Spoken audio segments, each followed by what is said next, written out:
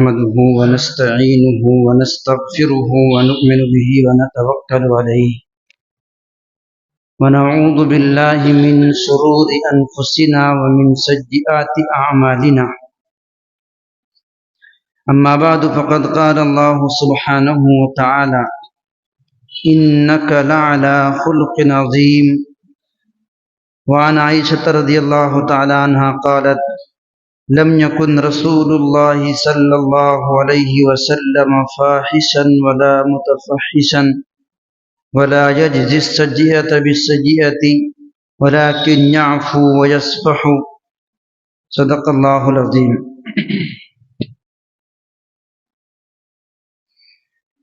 محترم و معزز حاضرین گرامی،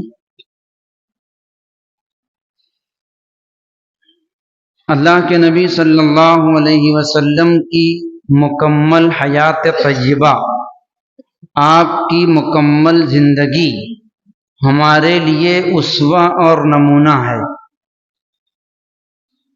آپ کی جتنی سنتیں ہیں، چاہے وہ عبادات سے متعلق ہوں، چاہے معاشرت اور معاملات سے متعلق ہوں، سب ہی ہمارے لیے نمونہ اور قابل اتباع ہیں۔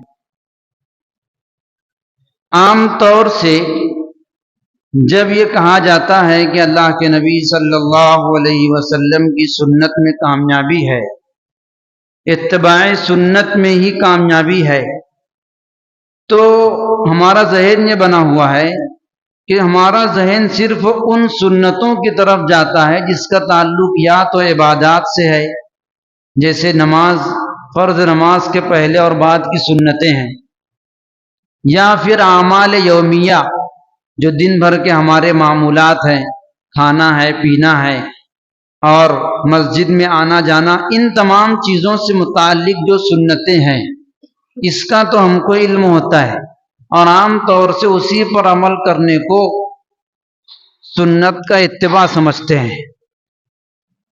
لیکن ہم کو معلوم ہونا چاہیے کہ جس طرح اللہ کے نبی صلی اللہ علیہ وسلم کی سنتیں عبادات میں اور اس طرح کے کاموں میں ہے، ویسے ہی آپ کی سنتیں آپ کے اخلاق، معاشرت اور معاملات کے اندر بھی ہے۔ ہم کو آپ کی معاشرت اور آپ کے معاملات سے متعلق جو سنتیں ہیں اس کا علم نہیں ہوتا، یا علم میں ہوتی ہیں لیکن اس پر عمل نہیں ہے۔ اس لیے ان سنتوں کو بھی تلاش کر کے ان پر عمل کرنے کی ضرورت ہے جن کا تعلق آپ کے اخلاق سے، آپ کے معاملات اور آپ کی معاشرت سے ہے۔ حضرت عائشہ رضی اللہ تعالی عنہ اللہ کے نبی صلی اللہ علیہ وسلم کے اوصاف اور آپ کے اخلاق، آپ کی سنتیں بیان کرتی ہیں، وہ جن کا تعلق معاملات اور معاشرت سے ہے۔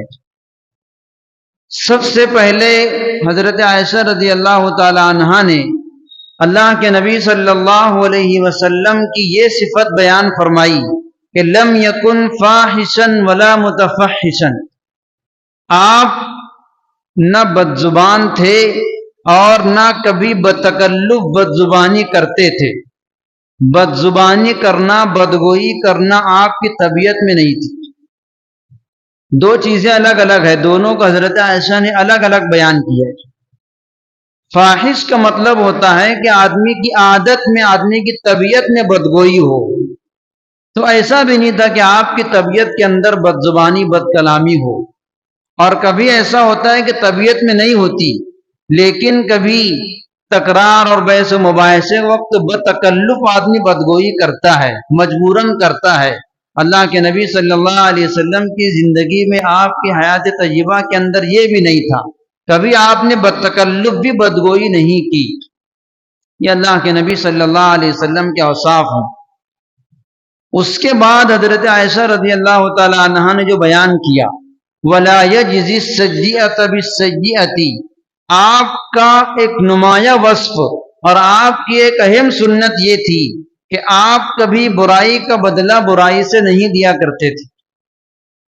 اگر کسی نے آپ کے ساتھ برائی کی ہے تو آپ نے ہمیشہ اس کا بدلہ اچھائی سے دیا ہے۔ ولیکن یعفو ویصفح، بلکہ آپ معاف کرتے تھے، درگزر فرماتے تھے۔ کبھی بھی آپ نے برائی کا بدلہ برائی سے نہیں دیا۔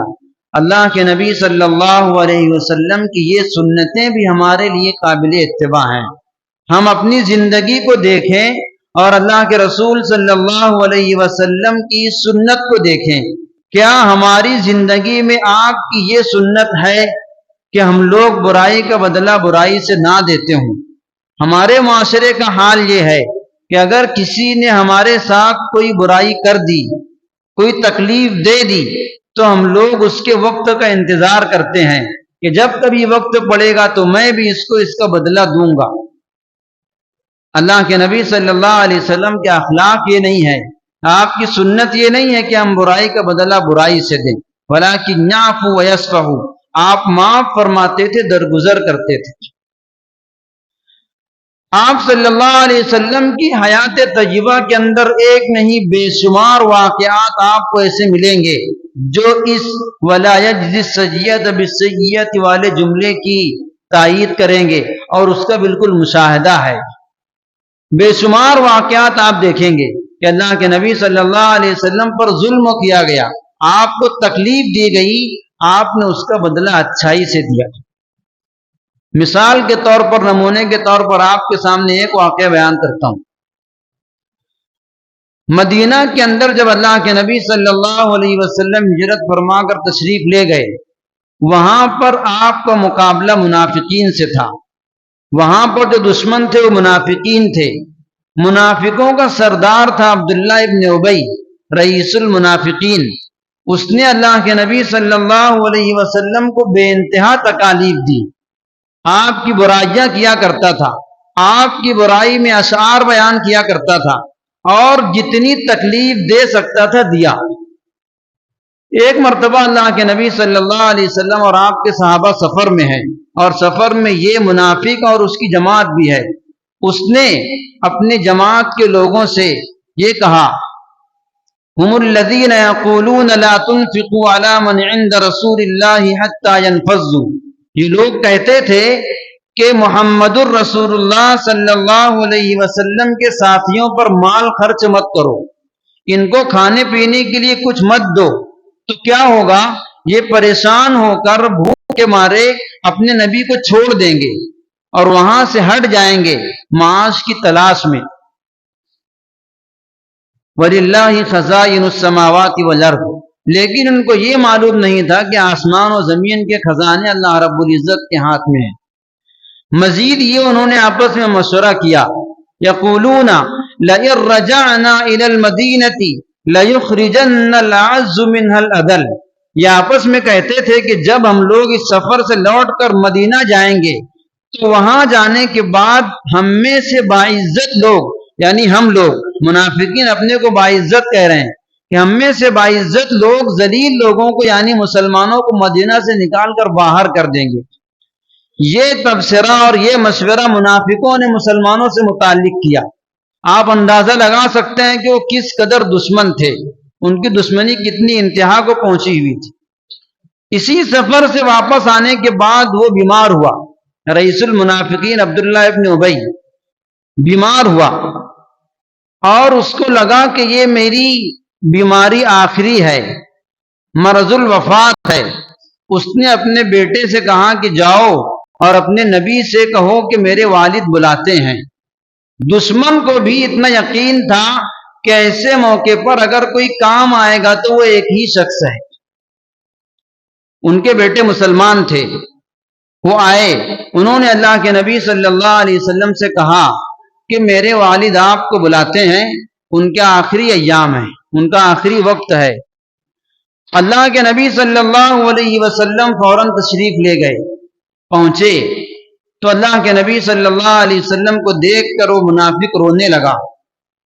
اللہ کے نبی صلی اللہ علیہ وسلم نے کہا، کیا میرے آنے سے ڈر گیا؟ اس نے کہا کہ یا رسول اللہ، مجھ کو ڈانٹیے نہیں، میں نے آپ کو رحم کرنے کے لیے بلایا ہے۔ اور پھر اس نے اللہ کے نبی صلی اللہ علیہ وسلم سے چند درخواستیں کی، کہا کہ جب میرا انتقال ہو جائے تو میری آپ سے درخواست ہے کہ آپ میرے جنازے میں شریک رہیں، میرے غسل میں شریک رہیں، میری تدفین میں شریک رہیں، اور میری نماز جنازہ بھی آپ ہی پڑھائیں۔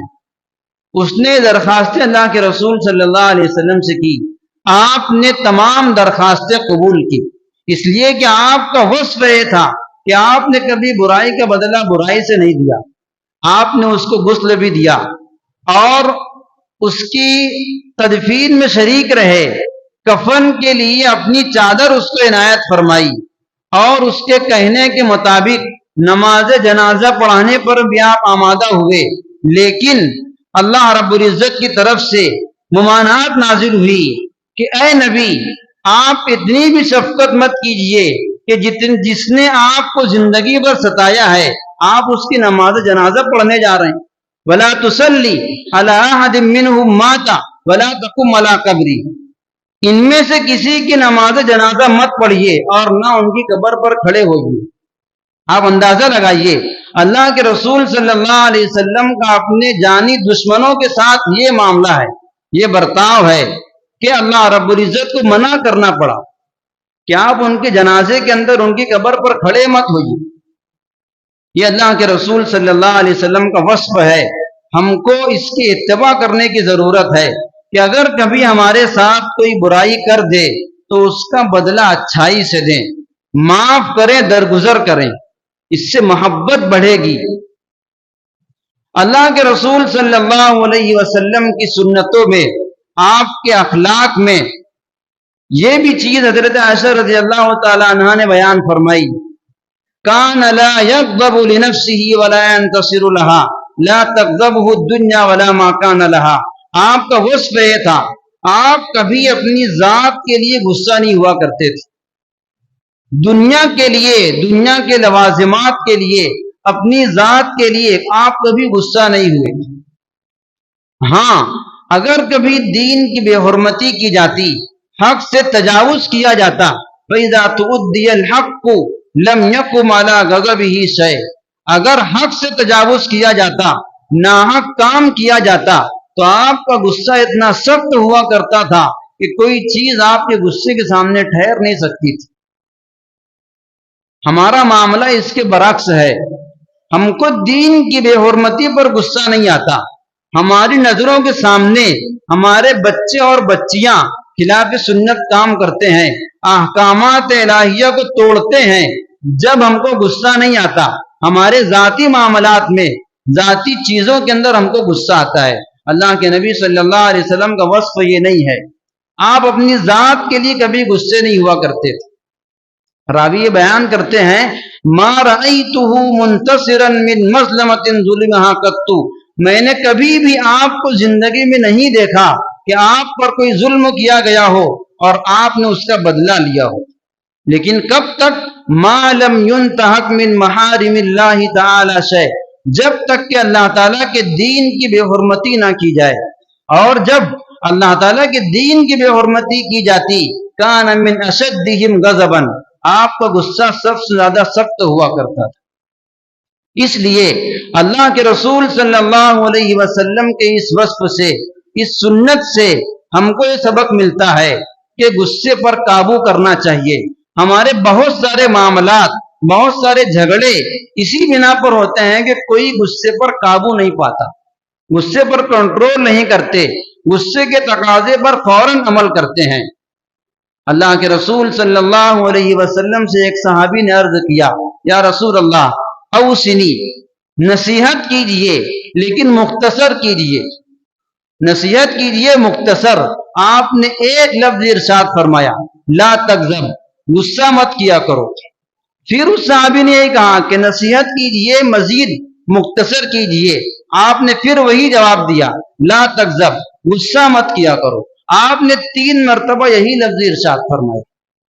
اس لیے غصے کو پینا چاہیے، غصے پر کنٹرول کرنا چاہیے۔ حضرت ابو سعید خدری رضی اللہ تعالیٰ عنہ اللہ کے رسول صلی اللہ علیہ وسلم کا ارشاد نقل کرتے ہیں، الا ان خیر الرجال من کان بطیع الغضب سریع الرضا، سب سے بہتر شخص وہ ہے جس کو بہت دیر میں غصہ آتا ہو اور بہت جلد ختم ہو جاتا ہو۔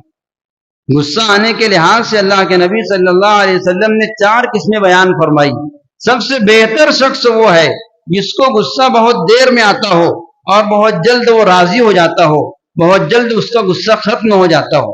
وَإِنَّ شَرَّ الرِّجَالِ مَنْ كَانَ سَرِيعَ الْغَضَبِ بَطِيءَ الرِّضَا، اور بدترین شخص وہ ہے جس کو بہت جلد غصہ آتا ہو اور بہت دیر میں ختم ہوتا ہو۔ تو اس لیے غصے پر قابو پانا چاہیے۔ بہت بڑی فضیلت بیان فرمائی ہے اللہ کے نبی صلی اللہ علیہ وسلم نے اس شخص کے لیے جو غصے کو پی جاتا ہو۔ حضرت معاذ ابن انس رضی اللہ تعالیٰ عنہ روایت کرتے ہیں، من قدم غیظا وهو قادر على ان ينفذه دعاه الله على رؤوس الخلائق یوم القیامت حتی یخجرہ من الحور العین ما شاء۔ جو شخص غصے کو پی جائے جبکہ اس کے تقاضے پر عمل کرنے پر قادر ہو، مطلب بدلہ لے سکتا ہے، غصے پر عمل کر سکتا ہے، اس کے باوجود بھی وہ غصے کو پی گیا، برداشت کر لیا، صبر کر لیا، تو اللہ رب العزت قیامت کے دن پوری مخلوق کے سامنے اس کو بلائیں گے اور اس کو بلا کر کے اس کو اختیار دیں گے کہ حور عین میں سے جس کو چاہے اختیار کر لے۔ دوسری روایت میں ہے ملأ اللہ قلبہ امنا و ایمانا، اللہ تعالیٰ ایسے شخص کے دل کو جو غصے کو پی لیتا ہو امن و ایمان سے بھر دیتے ہیں۔ یہ غصے کو پی جانے کی فضیلت ہے، اس لیے غصے پر قابو پانا چاہیے۔ اللہ کے رسول صلی اللہ علیہ وسلم کے اوصاف اور آپ کی عادات میں سے جو حضرت عائشہ رضی اللہ تعالی عنہ بیان فرماتی ہیں یہ بھی ہے، کان اذا دخل بیتہ کان بشرا من البشر۔ جب اللہ کے رسول صلی اللہ علیہ وسلم گھر کے اندر رہتے تھے، گھر کے اندر آتے تھے تو ایک عام انسان کی طرح ہوا کرتے تھے۔ اللہ کے نبی صلی اللہ علیہ وسلم کی معاشرت کی زندگی بھی ہم کو دیکھنا چاہیے۔ آپ کی معاشرت کیسی تھی؟ گھر میں ایک عام انسان کی طرح ہوا کرتے تھے، اگرچہ آپ سب سے افضل ہیں، سب سے بہتر ہیں، آپ کا مقام بہت بڑا ہے، لیکن گھر میں آپ اپنے مقام کے مطابق نہیں رہا کرتے تھے۔ کان بشر من البشر، ایک عام انسان کی طرح ہوا کرتے تھے اور اپنے تمام کام خود کیا کرتے تھے۔ یفلی ثوبہ، اپنے کپڑے خود صاف کرتے، ویحلب شاتہ، اپنی بکری کا دودھ خود دوہتے، ویخدم نفسہ، اپنا دوسرا کام خود کیا کرتے تھے، اپنے آپ کی خدمت خود کیا کرتے تھے۔ ہم میں سے کتنے لوگ اس سنت پر عمل کرتے ہیں کہ اپنا ذاتی کام خود کیا کرتے ہوں؟ ہم لوگ یہ سمجھتے ہیں کہ گھر کے اندر کے تمام کام بیویوں کے ذمے ہے، یہ ہماری غلط سوچ ہے۔ اللہ کے نبی صلی اللہ علیہ وسلم کے اخلاق، آپ کے اوصاف، آپ کی سنت یہ ہے کہ گھر کے اندر کے اپنے ذاتی کام بھی خود کیا کرتے تھے، دوسروں پر اپنا بوجھ ڈالا نہیں کرتے تھے۔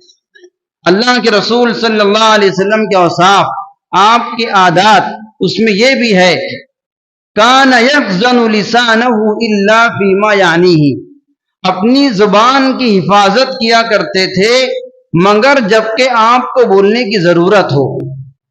اللہ کے نبی صلی اللہ علیہ وسلم کی بہت بڑی سنت ہے، بیجا گفتگو نہیں کیا کرتے تھے۔ لا یتکلم بغیر حاجت، کبھی آپ نے بلا ضرورت گفتگو نہیں فرمائی، جب ضرورت پڑتی تھی تبھی زبان کھولتے تھے، تبھی گفتگو کیا کرتے تھے۔ کان یخزن لسانہ، اپنی زبان کی حفاظت کیا کرتے تھے مگر جبکہ آپ کو بولنے کی ضرورت پڑے۔ اگر ہم لوگ اپنی زبان کی حفاظت کریں، اللہ کے رسول صلی اللہ علیہ وسلم کی سنت پر عمل کریں تو بہت سارے گناہوں سے بچ جائیں گے۔ بہت سارے گناہ ایسے ہیں جن کا تعلق زبان سے ہے۔ ہم کسی کی غیبت بھی کرتے ہیں تو زبان سے کرتے ہیں، کسی کا عیب بیان کرتے ہیں تو زبان سے کرتے ہیں، بدگوئی بھی زبان سے کرتے ہیں، جھوٹ زبان سے بولتے ہیں، ایسے بہت سارے گناہ جو ہیں ہم لوگ زبان سے کرتے ہیں۔ تو اگر ضرورت پڑنے پر گفتگو کریں، زبان کھولنے سے پہلے سوچیں کہ جو بات میں بولنے جا رہا ہوں کیا واقعتاً اس کی ضرورت ہے یا نہیں، کہیں میں بیجا گفتگو کے واسطے تو زبان نہیں کھول رہا ہوں۔ اللہ کے رسول صلی اللہ علیہ وسلم کی صفت یہ تھی، آپ نے اسی کی نصیحت بھی فرمائی ہے، من کان یؤمن باللہ والیوم الآخر، جو شخص اللہ پر، یوم آخرت پر ایمان رکھتا ہو اس کو چاہیے فلیقل خیرا او لیصمت، چاہیے کہ اچھی بات کہے یا پھر خاموشی اختیار کرے۔ اچھی بات کہے اور یا تو خاموشی اختیار کرے، بیجا گفتگو نہ کرے۔ اللہ کے رسول صلی اللہ علیہ وسلم کی اس سنت پر عمل کرنے والے آپ کو ہمارے اکابر بے شمار ملیں گے۔ اللہ کے رسول صلی اللہ علیہ وسلم کے اوصاف میں، آپ کی عادات میں یہ ہے کہ آپ اپنے ساتھ رہنے والے صحابہ سے جب ملتے تھے کان یبدؤہم بالسلام، تو آپ سلام میں خود پہل کیا کرتے تھے۔ آپ اگرچہ بڑے ہیں، مرتبے میں بھی بڑے ہیں، عمر میں بھی بڑے ہیں، لیکن آپ سلام کرنے میں پہل کیا کرتے تھے۔ ہم کو چاہیے کہ ملنے والوں سے سلام کرنے میں پہل کریں۔ ادب تو یہ ہے کہ یسلم الصغیر علی الکبیر، چھوٹا بڑے کو سلام کرے، لیکن تواضع یہ ہے کہ بڑا شخص چھوٹے کو کرے۔ عام طور سے یہ سمجھا جاتا ہے کہ چھوٹا ہی بڑے کو سلام کرے گا۔ اسکولوں کے اندر، مدارس کے اندر اگر اساتذہ طلبہ کو سلام کر لیں تو اس کو تعجب کی نگاہ سے دیکھا جاتا ہے کہ ایک بڑے نے چھوٹے کو کیسے سلام کر لیا۔ اللہ کے رسول صلی اللہ علیہ وسلم اپنے ملنے والوں سے ہمیشہ سلام کے اندر پہل کیا کرتے تھے، اور گلی میں چلنے والے بچوں سے بھی سلام کیا کرتے تھے۔ یہ اللہ کے رسول صلی اللہ علیہ وسلم کی وہ اوصاف، وہ عادات، وہ اخلاق ہیں، وہ سنتیں ہیں جن کا تعلق انسان کی معاشرت اور معاملات سے ہے۔ اس لیے آپ کی سنتوں کو اپنی معاشرت اور معاملات کے اندر بھی لانا چاہیے۔ ہمارا حال یہ ہے کہ ہم نے اسلام سے اور دین سے معاشرت اور معاملات کا حصہ ہی ختم کر دیا ہے۔ حکیم الامت مجدد الملت حضرت تھانوی رحمۃ اللہ علیہ ارشاد فرماتے ہیں کہ ہمارے نوجوانوں نے اور ہمارے معاشرے نے معاشرت اور معاملات کو بالکل خارج کر دیا ہے۔ جن لوگوں کو بظاہر بہت زیادہ دیندار سمجھا جاتا ہے، دیکھ کر سمجھ میں آتا ہے کہ لوگ دیندار ہیں، حلیہ بشرا اچھا ہے، لیکن آپ دیکھیں تو ان کے معاملات صحیح نہیں ہیں، ان کی معاشرت صحیح نہیں ہے، ان کے اخلاق صحیح نہیں ہے۔ اس لیے زیادہ ضرورت اس بات کی ہے کہ ہم اپنے اخلاق درست کریں، اللہ کے رسول صلی اللہ علیہ وسلم کے وہ اوصاف و سنتیں دیکھیں جو آپ کی معاشرت اور معاملات سے متعلق ہے۔ انہی اخلاق کو اللہ رب العزت نے قرآن شریف کے اندر بیان فرمایا ہے آپ کے اوصاف کے اندر کہ انک لعلی خلق عظیم، اے نبی آپ اخلاق عظیمہ پر فائز ہیں، آپ کے اخلاق اخلاق عظیمہ ہیں، آپ کے اخلاق اخلاق حسنہ ہیں۔ اور اللہ کے نبی صلی اللہ علیہ وسلم نے اپنے صحابہ کو وہی اخلاق دیے، اور صحابہ کی زندگی آپ دیکھیں گے تو اللہ کے نبی صلی اللہ علیہ وسلم کے اخلاق عظیمہ سے ہی متصف ہے۔ ہم کو بھی اپنی زندگی اللہ کے رسول صلی اللہ علیہ وسلم کے اخلاق عظیمہ اخلاق حسنہ سے متصف کرنا چاہیے، اور ان سنتوں کو زندگی کے اندر لانا چاہیے۔ اللہ تعالی عمل کی توفیق عطا فرمائے۔ وآخر دعوانا ان الحمد للہ رب العالمین۔